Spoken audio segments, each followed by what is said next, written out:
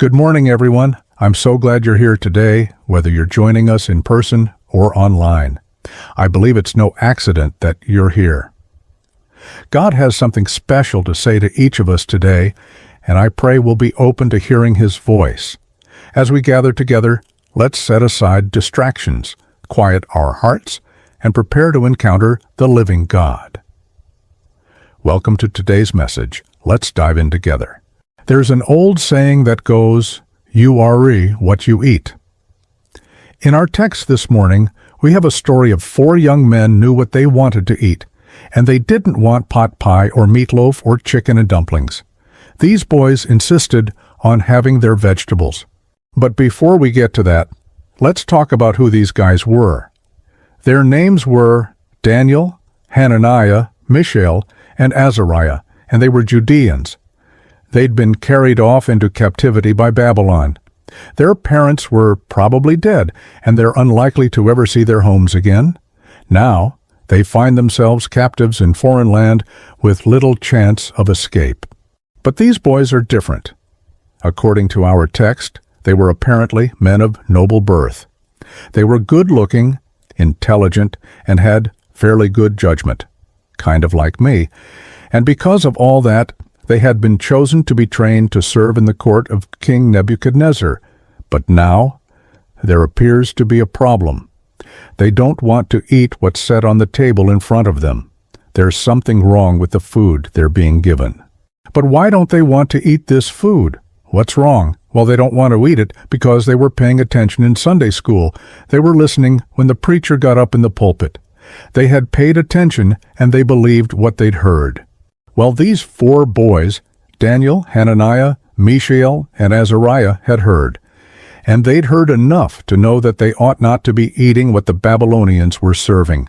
But that still leaves the question, what was wrong with that food? My first thought was that the food was unclean. Leviticus 11 gives us a really long list of foods that Israelites weren't supposed to eat. There were certain kinds of fish, mammals, and even insects they couldn't eat. But the most famous item on that list was pig meat. But then, as I reread the text, something didn't seem right. These boys didn't want any of the meat at all. All they wanted was salad. You'd have thought that there should have been some meats that would have been acceptable. You'd have thought there'd at least have been something on the clean list they could have eaten. But they rejected everything on the table. So I began looking for a better answer to question, and I found that answer in a commentary I came across. John Gill, an 19th century theologian, said, "Though it might be food in itself lawful to be eaten, yet part of it being first offered to their idol Bel, as was usual, and the whole blessed in his name, it would have been against Daniel's conscience, and a defiling of that to eat of things offered to or blessed in the name of an idol." In other words, all the foods Daniel and his friends had been asked to eat had been dedicated to a pagan god and had been sacrificed to honor him. That was enough to make Daniel say, "I'm not eating that." Now that made sense. The worship of pagan gods was so much a part of Babylonian society that they even renamed these Jewish boys to honor those gods. Daniel was renamed Belteshazzar, or Bel's treasurer. Bel was the chief idol of the Babylonians. Hananiah was called Shadrach. The rake ending stood for their sun god. Mishael was called Meshach, the name of one of another of their gods. And Azariah he called Abednego, a servant or worshipper of Nego, another god of the Babylonians. So Daniel and his friends had a problem. They were strangers in a strange land. They weren't in Judah any longer, and the temple wasn't just up the street. This was a pagan land filled with pagan practices, and there was no way they'd be able to get away from it.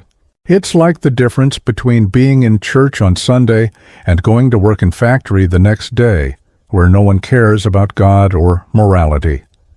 At church, even the most godless folks will mind their manners, but out in the world, there's a lot of people could really care less. There's foul language, dirty jokes. At one factory I heard about, there were several nudie magazines in the break room. Now, if you can visualize that, you have a pretty good idea of the kind of situation these 4 young men found themselves in. What I want us to focus on this morning is how they dealt with living in that kind of world. I mean, we all know how we're supposed to behave in church, but what about when we leave the church building? What about when we have to breathe the same air as the folks who were crude and rude and fairly despicable? At church, when folks behave badly, the elders take them aside and explain things to them. But out in the world, we don't always have that option. How should you and I handle that kind of thing? Well, let's break this story down a little at a time. First, Daniel made up his mind that he wasn't going to go along to get along. Daniel resolved that he would not defile himself with the king's food or with the wine that he drank. Therefore, he asked the chief of the eunuchs to allow him not to defile himself. Daniel 1:8. We live in an increasingly crude world. Just to take one issue, cursing, for example. One study found that cursing in books and movies have exploded over the past 50 years. I've lived through much of that time. I saw it coming. At one point, I bought a box I could attach to my cable box on my TV that would filter out the curse words. It used the closed captioning feature to read curse words before they were uttered in the show. Then it would blank out the sound of the phrase with that curse word in it, and substitute a closed caption phrase with the curse replaced with a more acceptable phrase. I didn't want my kids being exposed to that kind of gutter language on the TV, but as time went on, these kinds of words have flooded into our society. Recently, we have politicians and media types cursing at each other on a nightly basis, and what is tragic is that I've heard many godly folks trying to make excuses for their favorite politician or news commentator or analyst. I mean, after all, that politician or news person is saying what I agree with. What if they use that kind of language? It's the message that counts. Don't go there. Don't do that. Refuse to defile yourself. Refuse to accept bad language or behavior. Don't let yourself get sucked in to this mindset. Someone once made an observation about rocks they found in rivers. They noted that you could take a rock out of the stream that had been there for years. It was submerged all that time in the waters of that brook. It had no choice. But if you were to take that rock out of the river and crack it open, guess what you'd find? You'd find that the inside of that rock was bone dry. That rock had been in that water for years, but the water had never gotten inside the rock. In the same way, you can't help having to live in the world, but you can resolve not to the world live inside you. So, first, make up your mind not to defile yourself. Second, realize that others are watching you to see what to do. Daniel resolved that he would not defile with the king's food or with the wine that he drank. Therefore, he asked the chief of the eunuchs to allow him not to defile himself. Daniel 1:8. Whoa, wait a minute. I thought there were 4 young men from Judea. Where's Hananiah, Mishael, and Azariah? All we read is that Daniel made up his mind. There's no mention of the other 3. You know what happened? What happened was that Hananiah, Mishael, and Azariah were good Jewish boys, but at this point in their lives, they're not prepared to make a stand for righteousness. If they had been left on their own, they just go along to get along. When I was a teenager, I remember noticing something. I noticed that when there was a person or a group of people off by themselves, folks would just naturally gravitate towards them. So I decided to conduct a little experiment. At a Thursday night carry-in at church one night, I deliberately walked away from everyone else and stood over by the water fountain, and sure enough, 3 or 4 of the other kids in youth group came over to me. That's what Daniel did here. He stood alone, by himself. He decided that no matter what, he would not defile himself with the pagan food offered to idols, and his 3 friends just said, "Hey, he's right," and they went over and stood with him. I've been in a couple of churches where the leaders allowed bad stuff to happen. At board meetings, they just looked the other way when things were said or done that should have been done. And I still marvel at the fact that nobody stood up and said no. And because not one person stood up and said no, no one else said no either. But Daniel did, and the rest is history. Third, saying no is important, but it matters how you say no. Daniel resolved that he would not defile with the king's food or with the wine that he drank. Therefore, he asked the chief of the eunuchs to allow him not to defile himself. Daniel 1:8. Notice what Daniel did. He asked. He didn't demand, he didn't insist, he didn't get angry and indignant. He politely asked.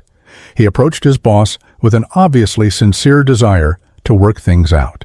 Too often Christians get angry about unrighteous stuff. They get righteously indignant. I like that phrase, righteously indignant. I can wrap my mind around that. It makes me feel good about myself. It makes me feel important and godly.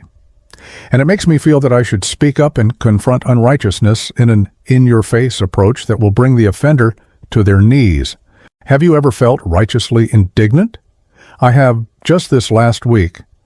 I was in another community at a fast food restaurant working on this very sermon. It was late in the afternoon, and the dining room was essentially empty, so some of the workers were on break, sitting at one of the tables at about 15 feet from me.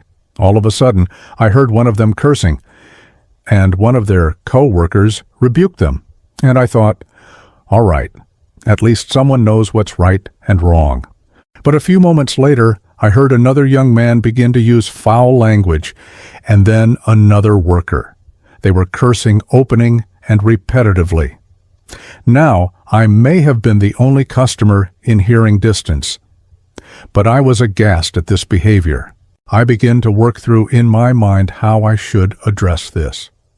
I visualized going up to the counter and publicly telling the manager, in front of all the staff, how inappropriate and offensive this behavior had been, and that I would never come back to their restaurant again. My point is this: in order to be righteous, you and I have got to do things right. There is a time to be righteously indignant about things being wrong, but our first option should not be making a scene. It should not be belittling and embarrassing people who behave badly.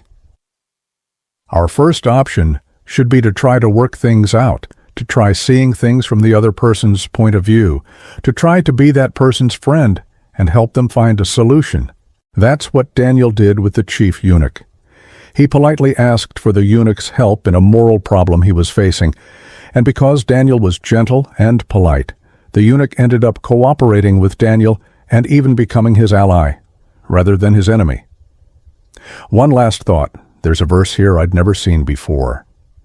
As for these 4 youths, God gave them learning and skill in all literature and wisdom, and Daniel had understanding in all visions and dreams. Daniel 1:17. Did you catch that? Because they stood up for God and His righteousness, and they did it the right way. God gave these 4 Jewish boys learning and skill. It came easy to them. They were like those kids we always hated in high school, the kids that never had to study for a test, but aced them anyway. That was these 4 guys. God made it so that they aced all the tests. And God made them successful in things they did so that they were obviously better at things than all the other folks in the room. And God made these 4 young men stand out above everyone else trying for their job. Because they stood up for God, God stood up for them. But I want you to notice something else from that verse. Did you notice that while God gave all these boys learning and skill in all literature and wisdom, Daniel had understanding in all visions and dreams? The other 3 boys didn't get that. Only Daniel. And do you know why? It was because Daniel was the only one who had resolved to do the right thing. The other 3 followed his Daniel, but Daniel followed God.